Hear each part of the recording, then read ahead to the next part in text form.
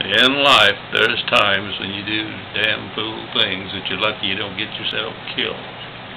Now, I'm certainly not referring to suiting up for the football team. More serious matter. Made a bad mistake in judgment. But there was a tradition, apparently, at Elkhart that on game days when Elkhart was the host team, home game, evidently once the noon hour was over, it was acceptable practice to drive in with 2 cars and park one in a favorable spot where the family could sit in comfort of the automobile and watch the game and hear the PA system. So, boy, the cars do come in.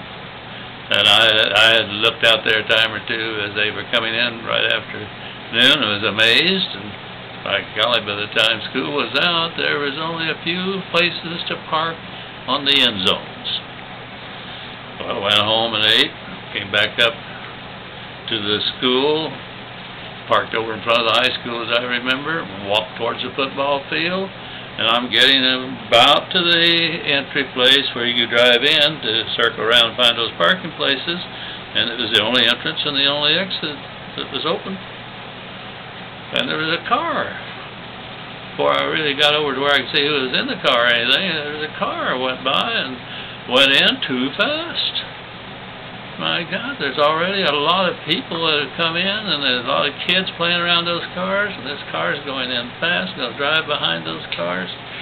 Oh, man, we're going to be lucky if somebody doesn't get hurt. And the car was going not only too fast, and not probably as fast as it sounded, because the driver was going, vroom, vroom, making lots of noise, and making it seem faster than it probably was.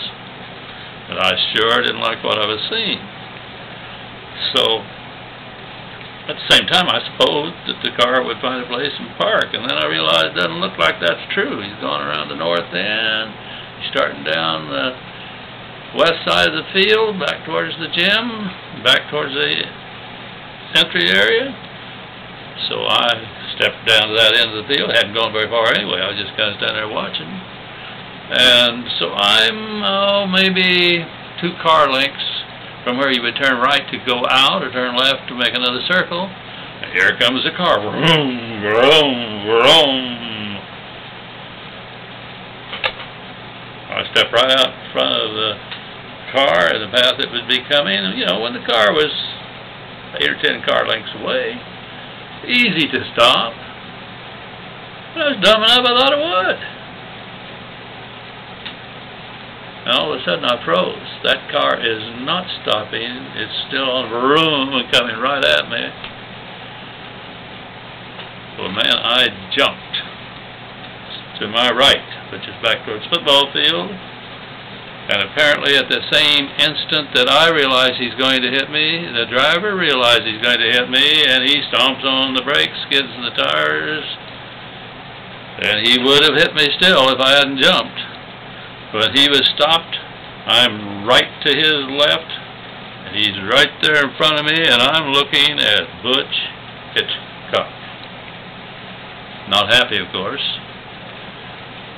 Should have been. I was alive. Butch is looking at me in amazement. "Why didn't you move?" he said.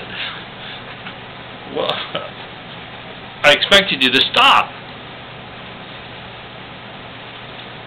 I'll see you tomorrow in my office." I wasn't very nice to him, and I should have been. That boy saved my life with his quick reflexes when he realized I'm going to hit that man. And I don't know whether he recognized who he was about to hit or not. It didn't have anything to do with it, I think. It was just that he expected any fool to realize that you don't stand there with your hand up against an automobile that's bearing down on you. I owe my life to that kid. If he hadn't had good reflexes, he would definitely have hit me, because by the time he slid to a stop, I'm right by his front door. And big cars striking weak little humans. Odds aren't good how that would have ended up if Butch hadn't had great reflexes when he decided, hey, that idiot isn't going to move. Thanks, Butch. If you're still out there, appreciate the fact that you didn't hit me.